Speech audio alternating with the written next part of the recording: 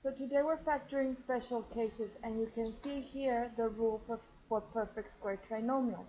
So when you're when you're factoring the trinomial a squared plus 2 times a times b plus b squared, your answer will factor out exactly the same. So you get a plus b times a plus b, which is the same thing as a plus b squared.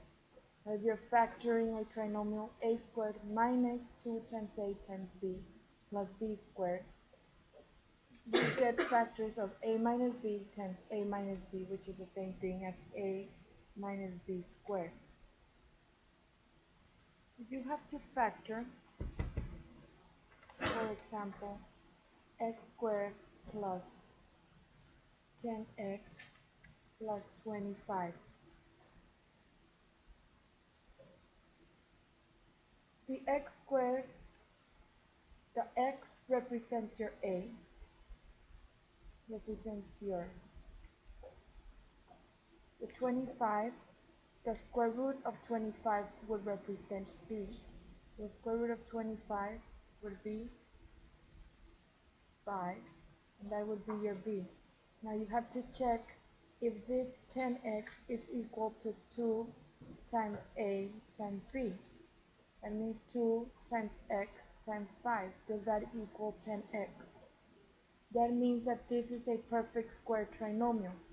So we know that our a is x and our b is 5. So all we have to do, plug in numbers, we can say x plus 5 times x plus 5, which means x plus 5 squared.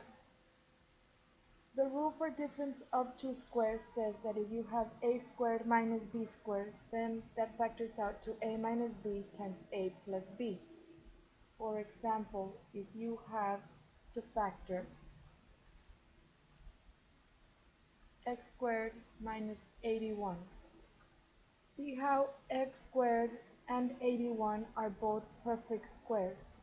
So the square root of x squared would be x. The square root of 81 would be 9. That means a is equal to x and b is equal to 9. That means that when we factor x squared minus 81, it would be x minus 9, x plus 9.